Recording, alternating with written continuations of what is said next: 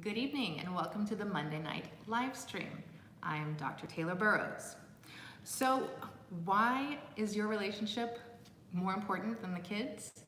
This is a topic that's been brought up a couple of times and it seems to be quite controversial. And I'm not really sure why there is such dissent in regards to this, but let me tell you a little bit about why I'm talking about it. Obviously, if you know me, you know I do not have children. For those of you that don't know me, the reason why I am speaking to these topics is because I have a PhD in marriage, couples, and family counseling, and I worked as a marriage therapist and family therapist for 14 years in clinical practice. So now I'm doing online coaching work, still with couples, married couples, unmarried couples, and families as well. And it's really important for us to create healthy family systems. So in order to do that, we need to look at the parent relationship. And prioritizing that is really important. So feel free to chime in with your comments and questions. I really like when these videos are interactive.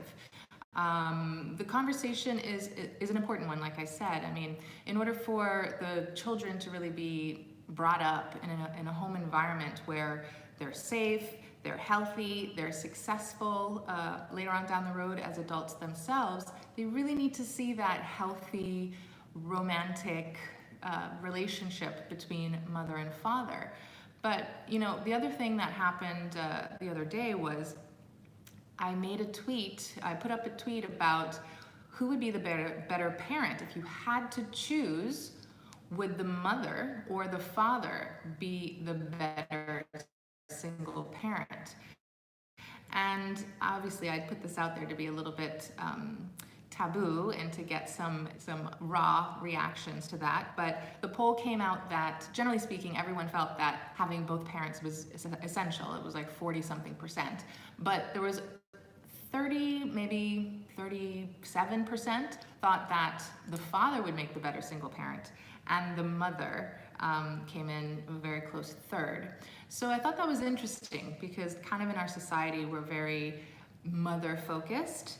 And what's interesting about that is there are some factors that are important, and why I'm bringing it up is because the age of the child is really important. So if we think about the role of parents and what they're supposed to be doing, right? They're obviously, first and foremost, as a child is brought into this world, they need to make sure that the child is taken care of and safe. So they're protecting the child, they're feeding the child, they're sheltering the child, they're giving the child love, and it's obviously going to be healthiest with a successfully bonded parent system, right? And so those first months are especially important, and then years. But as the child's development starts to pick up pace, there are different developmental milestones and different developmental stages that the parents are going to be influencing the child on. So once the child gets to that sort of, I would say like the first 5 years are the most strenuous on the parents and the relationship of the parents. So looking at it that way, yeah, the child has to come first in regards to safety and well-being, making sure that the child is not in danger. But as the child develops their consciousness and they're able to interact and have like more of a personality, what they really learn from is role modeling, and for you to teach them what it means to be social, what's right and wrong, what is male and female, what are the gender roles, how do you interact with people, and what relationships are, right? Like if you're teaching them expectations and boundaries, all of those things come with a higher consciousness as the child gets older. But those basic skills of, you know, brushing your teeth and going to school and how to get dressed and being able to stick to rules like homework and bedtime and all those things, they're kind of embedded at certain ages. So once they get to school age, then a lot of your work is already done, you know, by the time they're in puberty. And we really need to make sure that you're taking the time you need as the parents to attend to your relationship. And Obviously you don't want them to be exposed to sexual behavior, but you need to let them see you be affectionate with each other. Intimacy is one of the most important things. If you know anything about sort of like psychology basics, attachment is what we talk about a lot because it really influences our adult relationships. So we learn about attachment and intimacy based on how we related to our parents ourselves, but how they related to each other as well.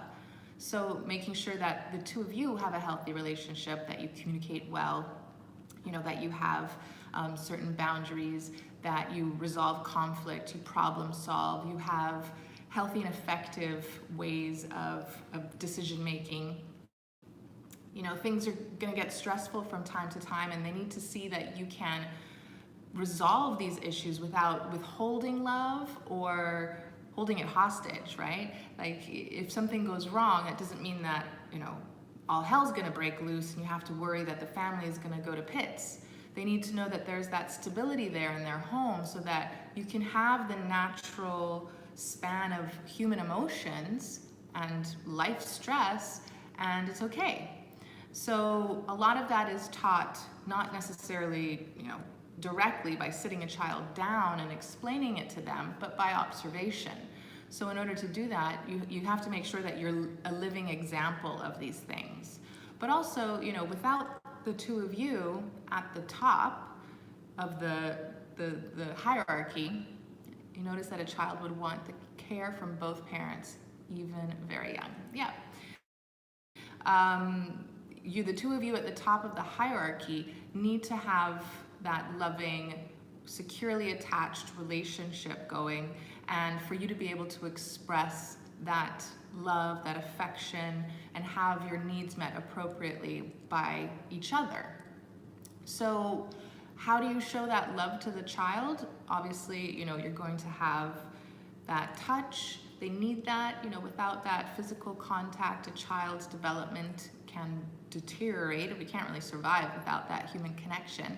But also just having that nurturing and that care, that you're paying attention to them. Time is so important. So that's really something that you need to prioritize, is that time with your family, that time with your spouse or your co-parent, and making sure that other things are peripheral. They're outside of the home, and home comes first. But if you have to choose between whether it's the sake of the marriage or not, obviously the safety of the child, but attending to the child, you want to inspire their self-reliance, right? Children are quite resilient. So once they get out of that stage where they're very young and they need you to do everything for them to survive, letting them know that you can leave their presence and they'll be okay, and you're going to come back and love them, and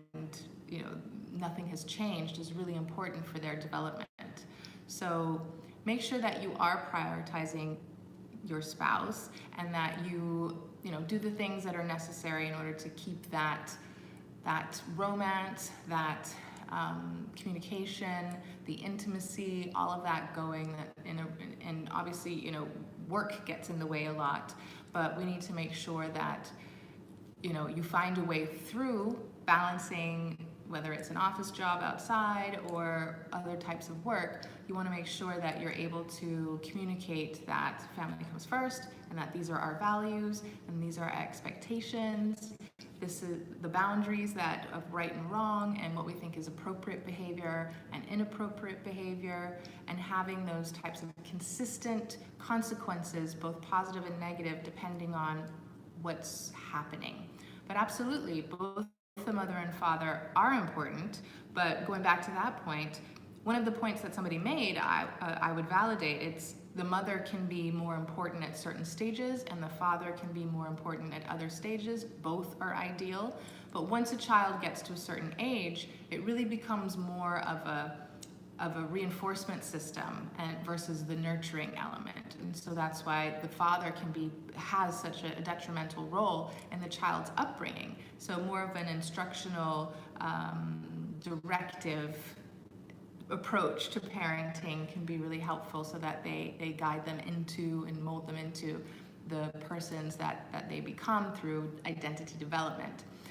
But being able to express love, be affectionate, that should come from both the mother and father as well. And for the mother to be just as good at reinforcement systems, discipline, and all that, it doesn't have to be so clearly divisive on the gender role of the disciplinarian and the nurturer. Both are doing both, but it's something that you have to work on together to make sure you're doing it the same way. That's the most important thing, is to have that consistency across both parents and not to have two different systems or value, the way that you do things needs to be aligned. So definitely get on the same page with each other. That often is a big conflict that I will talk to couples in counseling about, is just having a difference of opinion on parenting techniques. So, whether or not you have children now, remembering that, you have to honor that relationship before you bring in children, knowing where your values are and making sure that you're a really good team together, so that you will always be that frame, like sort of that like ship, that you're bringing in more human life on board.